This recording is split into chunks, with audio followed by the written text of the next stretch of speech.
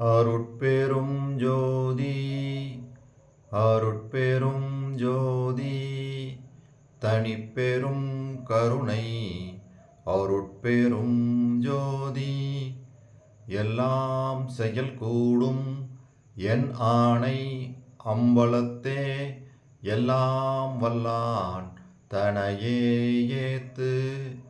ஓம் ஸ்ரீ ராமலிங்காபயம். ஓம் ஸ்ரீ ராமலிங்காபயம். ஓம் ஸ்ரீ ராமலிங்காபயம். எல்லோருக்கும் வணக்கம். இது எனது யூடியூப் சேனலான எல்லாம் செயல் கூடும் வள்ளலார். நான் வள்ளலார் முத்து பேசுகிறேன். இன்றைய பதிவில் நாம் அருட்பெரும் ஜோதி அகவல் வரிகள் 1065 1070 வரை மொத்தம் 6 வரிகளுக்கான விளக்கத்தை பார்க்க இருக்கிறோம். முதலில் நான் வரிகளை படிக்கிறேன், பின்பு விளக்கத்தை பார்ப்போம்.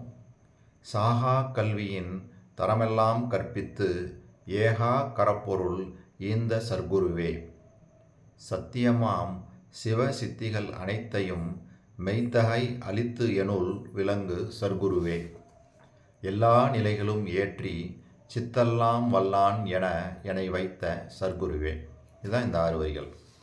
அதாவது இந்த 6 வரிகளும் சர்க்குருவே என முடியக்கூடிய கடைசி 6 வரிகளாகும். இதை தொடர்ந்து நல் தாயே அப்படின்னு சொல்லி முடியக்கூடிய வரிகளில் பாடல்களை பாடியிருப்பாங்க வள்ளல் பெருமான். அதை அடுத்த பதிவில் பார்ப்போம். சரி, இப்போ இந்த 2 வரிகள் சாகா கல்வியின் தரமெல்லாம் கற்பித்து ஏகா கரப்பொருள் ஈந்த சர்க்குருவே. சாகா தலை, வேகா கால், போகா புனல் என்ற 3 பாகங்களை உடைய சாகா கல்வியையும் அதனுடைய உயர்வையும் எனக்கு கற்பித்து என்னை விட்டு என்றும் பிரியாத அகலாத பொருளை, அதாவது அருளை எனக்கு அளித்த சர்க்குருவே அப்படின்னு சொல்கிறாங்க. அதாவது இங்கே 2 வார்த்தைகளை பார்க்கணும். சாகா கல்வியின் தரமெல்லாம் கற்பித்து அப்படின்றாங்க, ஏகா கரப்பொருள் அப்படின்றாங்க. இந்த சாகா கல்வியின் தரமெல்லாம் கற்பித்து அப்படின்றது வேற ஒன்றும் இல்லை. நம்ம சென்ற 2 பதிவுகளில் என்ன பார்த்தோம் அப்படின்னா, சாஸ்திர ஞானம், அனுபவ ஞானம், இந்த 2ஐயும் வள்ளல் பெருமான் பெற்றுக்கொண்டதை அந்த விவரமாக சொல்லியிருந்தாங்க. அந்த 2ஐயும் தான் இங்கே என்ன சொல்கிறாங்க, சாகா கல்வியின் தரமெல்லாம் கற்பித்து, அதாவது சாஸ்திர ஞானம், அனுபவ ஞானத்தை எனக்கு கற்பித்து ஏகா கரப்பொருள் அப்படின்னா என்றும் பிரியாத அருளை எனக்கு தந்த சர்க்குருவே அப்படின்றாங்க. ஸோ இந்த 2 வரிகளின் உட்கருத்து என்ன அப்படின்னா, நாம் இறைவனுடைய அருளை பெற வேண்டுமானால் நாம் சாஸ்திர ஞானத்தையும் அனுபவ ஞானத்தையும் பெற்றிருக்க வேண்டும். அதுதான் சாகா கல்வியின் தரம்னு சொல்கிறாங்க. அதாவது சாகா தலை, வேகா கால், போகா புனல், இந்த 3ஐயும் தான் சாகா கல்வியின் தரம், சாகா கல்வின்னே சொல்கிறாங்க. அதனுடைய தரம் என்ன அப்படின்னா சாஸ்திர ஞானமும் அனுபவ ஞானமும் அப்படின்றத இங்கே நம்ம தெளிவாக விளங்கி கொள்ளணும். சரி, இப்போ அடுத்த 2 வரிகள் சத்தியமாம் சிவ சித்திகள் அனைத்தையும் மெய்த்தகை அளித்து எனுள் விளங்கு சர்க்குருவே. அதாவது என்றும் அழியாத நிரந்தரமாக விளங்கும் சிவ சித்திகள் அனைத்தினையும் உண்மையாக எனக்கு அளித்த என்னுள் விளங்கும் சர்க்குருவே. இதுக்கு சிறப்பாக ஒரு பாடல், அதாவது அற்புதமே, அருள் அற்புதமே அப்படின்னு தலைப்பில் வரக்கூடிய ஒரு கீர்த்தனை பாடலில் எப்படி சொல்கிறாங்கன்னா, சன்மார்க்க சித்தியை நான் பெற்றுக்கொண்டேன் என்றே அப்படியே சொல்கிறாங்க. அந்த வரிகளை படிக்கிறேன். அருள் அற்புதமே, அற்புதம் அற்புதமே, அருள் அற்புதம் அற்புதமே, சிற்பதம் பொற்பதம் சீரே சிறந்தது, சித்தாடுகின்ற திருநாள் பிறந்தது, கற்பத நெஞ்ச கரிசு துறந்தது, கற்ற பொய் நூல்கள் கணத்தே மறந்தது, செத்தார் எழுகின்ற திருநாள் அடுத்தது, சிவநெறி ஒன்றே எங்கும் தலை எடுத்தது, இத்தாரணி முதல் வானும் உடுத்தது, இரவா வரம்தான் எனக்கு கொடுத்தது, சத்திய ஞான சபை என்னுள் கண்டனன், சன்மார்க்க சித்தியை நான் பெற்று கொண்டனன், நித்திய ஞான நிறை அமுது உண்டனன், நிந்தை உலகியர் சந்தையை வெண்டனன் அப்படின்னு சொல்லி பாடுறாங்க. மேலும் ஞானசரியில் ஒரு 3 பாடல்களில் தெளிவாக அவர் பெற்றுக்கொண்ட இந்த சித்தி அனுபவத்தை சொல்லியிருக்கிறாங்க. எப்படி சொல்கிறாங்கன்னா, ஆசை உண்டேல் வம்மின் இங்கே அருட்பெரும் ஜோதி அம்மையுமாய் அப்பனுமாம் அருளும் அருளாளன் ஏசர நீத்து எனை ஆட்கொண்டு எண்ணியவாறு அளித்தான். எல்லாம் செய் வல்ல சித்தன் என் உயிரில் கலந்தான். தேசுடைய பொதுவில் அருள் சித்தி நடம் புரிய திருவுளம் கொண்டு எழுந்தருளும் திருநாள் இங்கு இதுவே. மோச உரை என நினைத்து மயங்காதீர் உலகீர், முக்காலத்திலும் அழியா மூர்த்தம் அடைந்திடவே. இங்கே என்ன சொல்கிறாங்கன்னா, எல்லாம் செய் வல்ல சித்தன் என் உயிரில் கலந்தான் அப்படின்னு இங்கே சொல்கிறாங்க.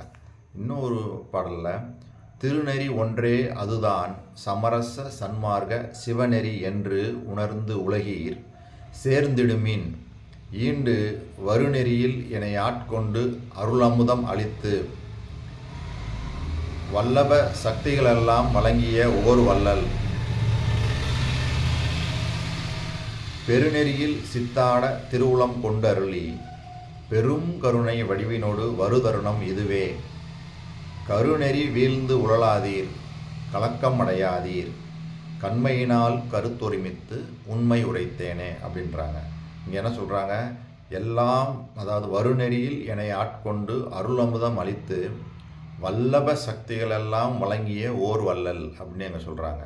இன்னொரு பாடலில் உண்மை உரைக்கின்றேன் இங்கு வந்தடைமின் உலகீர், உரை இதனில் சந்தேகித்து உளறி வலியாதீர், என்மையினான் என நினையீர், எல்லாம் செய்வல்லான் என்னுள் அமர்ந்து இசைக்கின்றான் இதை கேண்மின், நீவீர் தன்மையோடு சுத்த சிவ சன்மார்க்க நெறியில் சார்ந்து விரைந்து ஏறுமினோ, சத்திய வாழ்வளிக்க கண்மை தரும் ஒரு பெருஞ்சீர் கடவுள் என புகழும் கருணை நிதி வருகின்ற தருணம் இதுதானே அப்படின்னு தெளிவாக பல இடங்களில் அவர் பெற்ற அந்த சித்திகளையும் அந்த சித்தி அனுபவங்களை தெளிவாக பதிவு பண்ணியிருக்கிறாங்க. சரி, இப்போ நம்ம அடுத்த 2 வரிகள்.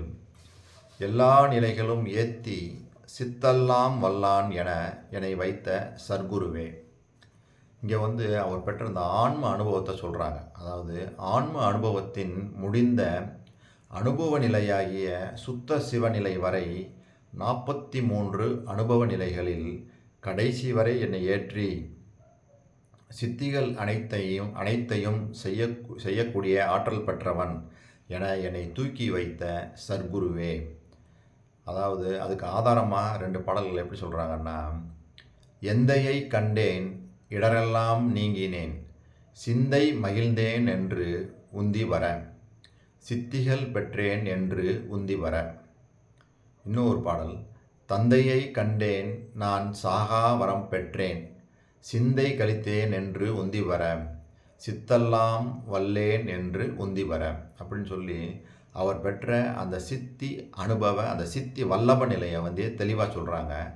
மேலும் வள்ளல் பெருமான் அந்த காலம் கடந்த நிலை, அந்த 43 அனுபவ நிலைகளையும் கடந்து அந்த காலரகிதன் என்ற அந்த ஒப்பற்ற உயர்ந்த நிலையை பெற்றிருக்காங்க அப்படின்னு சாகா தலை வேகாக்கால் போகா புனல் இதை பற்றிய விளக்கம் சொல்லும்போது தெளிவாக சொல்கிறாங்க.